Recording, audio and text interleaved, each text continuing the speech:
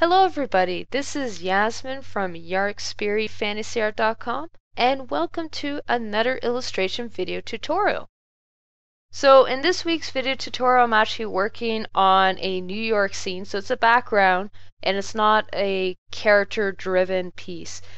So because it does require quite a few complicated elements, I'm going to do a pre-conceptual piece which I may in later videos actually fully flesh out. But for the moment I'm actually doing a rougher version, which is my background layout as a concept before I actually start on a finalized version. So as you can see, I'm actually starting off with some basic colors on my canvas, and the reason why I'm doing that is I'm trying to figure out my color palette to begin with. So by simply adding some basic colors, I'm able to sample from those colors and work out what palette I will actually be working with for this video.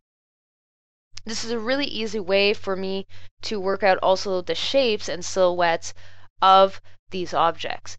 Now, because these are mostly buildings and because they did need to fit the apocalyptic look or a devastated city look, I was referencing the Terminator Salvation art book that I did purchase quite a while back because it does have some pretty cool concept art that was done. Now, most of the concept art was actually done using images online that were modified, and for this intent and purposes, I did not want to use photos and manipulate those images to produce this drawing, so I opted simply to do a painting-based image. This also helps prevent me from having to worry about copyright infringement, which is also another reason why I wasn't using images that I could find online. So once I had referenced both the Terminator Salvation images from my book, I also looked at actual references of New York City, because it is important if I'm drawing New York City that it somewhat resemble New York City. So I did reference New York City. Now, most of the images that I found were either over-the-top shots or one-point perspective, which I was not going to use for this drawing. So I had to modify the buildings so that they actually fit with the perspective I was aiming for. But I still wanted them the same style, so it was a compromise between those two design elements that I came up with this. Now, the reason why I'm working on the foremost building is that it helps me set the style for the rest of the buildings. And since I normally do this actually traditionally using a sketchbook, pen, and ink, this is a better way to start off because I'm trying to figure out how I'm actually going to go about actually drawing this subject matter. So by doing this, it saves me a lot of steps just figuring out the one building. And worst comes to worst, I could always technically copy and paste it and manipulate it. Now, obviously, that wasn't the case for this one. But once I figured out the style, I was able to transition this to the other buildings surrounding that one main center building. Now, as you can see, I have two sets of lines on either side, and that's because I'm actually doing a 2-point perspective image. What 2 points stands for is literally 2 points on the horizon line. Because I'm doing this type of perspective, it gives me more of 2 different angles. So I'm getting all the angles from the left-hand side coming from one point and all the angles from the right-hand side coming from a different point. This allows me to show both sides of the building. This is a more complicated perspective to use, generally speaking. One point is much easier to draw, but one point also has its own limitations. Since I wanted to show more of the general surrounding area, I wanted to show a 2-point perspective. And since it is more complicated as a perspective, it also makes it more interesting for me to actually draw. So it was more of an interesting challenge for me to actually tackle this at a 2-point perspective rather than a 1-point perspective. So I just started on that final main building. So the 3 center buildings that you see there are the main focal areas as well as the centermost building. And for this reason, I'm trying to tie in the color palettes for all 3 buildings. So as I'm working, I'm actually sampling the colors from all 3 and moving back and forth until I get something that works. So just breaking up the silhouette, trying to really showcase the fact that it is falling apart, and I'm switching between the two just to make sure that the colors work together. Now, all the rest of the buildings after these three main buildings won't have as much detail because they are further off in the distance. So for this reason, I tend to only hint at the shapes rather than actually trying to flesh them out fully. So this makes for a more interesting appeal, and it also saves me a lot of time because I'm not wasting my time on areas that you wouldn't actually see technically in real life. So I'm just working out some of those details once again. I wasn't happy with the overall silhouette of the main building because it didn't look like it was falling apart enough. So I included some almost gyprock-like material actually peeling off of the building itself to help emphasize the fact that there is quite a bit of degradation in the actual building structure. I'm just going in and adding and making sure that those colors actually are put through in the rest of the image as well. So that's very important that I actually tie in those same colors with the rest of the image. So I just added another separate layer on top, and what this layer does add a fog light effect. By adding these fog light effect, I'm able to pull back or bring forward certain portions of the image. And by doing that, I give and achieve more of a depth in my image. So I'm pushing the perspective more and trying to draw the viewer's eye towards specific areas of the image rather than non-specific areas. So I'm just going back in there afterwards and just really tightening up certain areas that really need a crisp line. So although I've darkened certain areas, I still need to punch up that contrast and also bring back certain areas a little bit more. Now for the path here, I did not want to have a normal road because depending on how long this has actually gone on, the roads would degrade over time. So I did want to show that degradation of the roads. So it's almost a path at the moment rather than actually being a road.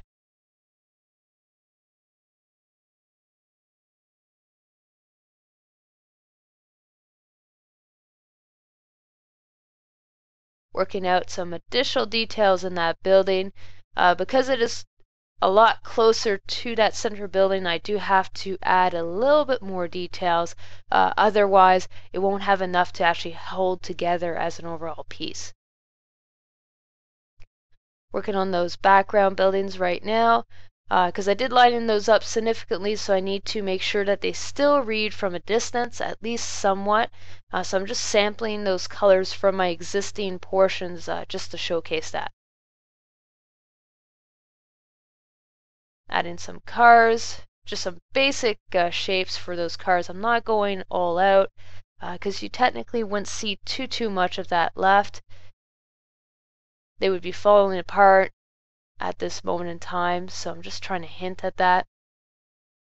And they are also closer in the distance, so I did make them a little bit bigger.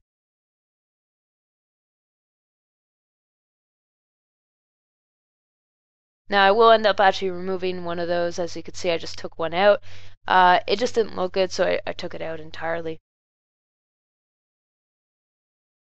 So I'm adding the foreground elements, as you can see. These foreground elements really help actually frame the piece, but they also help push the depth and the perspective, which is why I'm actually adding them in. And I'm just keeping the shapes of these rocks really simple. I'm not going all out on this either. I just want to hint at the shapes almost. I do detail them after I'm actually done the recording, just to make sure that there's enough contrast, but I do keep them fairly simple even then.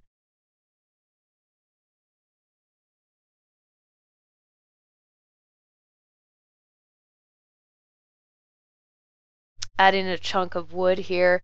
Once again, because the entire city is actually falling apart, there would be shards of wood and various other objects scattered throughout. Reinforcing some of those silhouettes. I've also turned off my guides for the perspective because I no longer require them. Most of my information has already been put down, so the rest is good to go.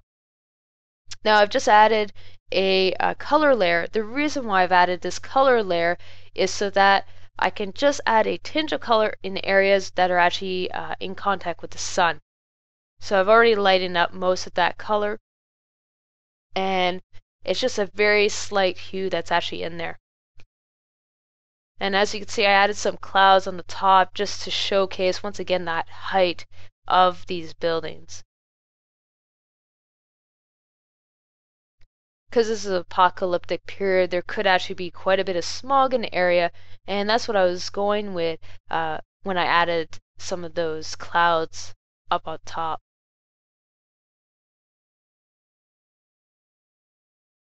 Just turn back on quickly my guides just for one last look, just to make sure that all my perspective is still working. I will actually end up removing some of the tops of the buildings just because there's too much information and all the buildings are actually currently lining up. So to avoid that, I will actually be erasing certain portions and painting over it just to help break it up further. Just adding some more wreckage right now. Once again, everything's falling apart, so you would see this in the streets, what's left of the streets at least.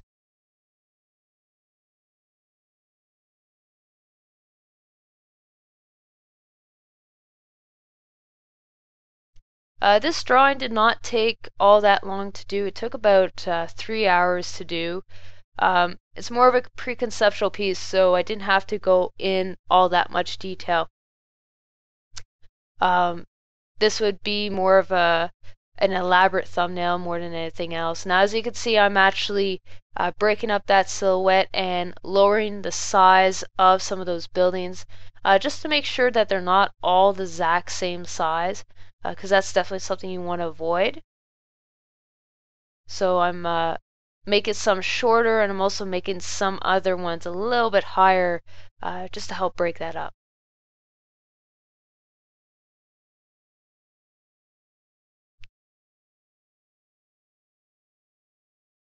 If you want to have your say on what's drawn for next week's video tutorial, or have some additional questions about my drawing process, please leave a comment below.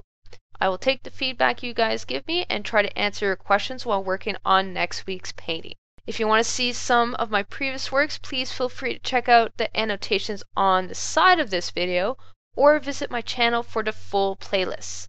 Thank you guys for watching, and I hope to see you guys soon. Thank you and take care.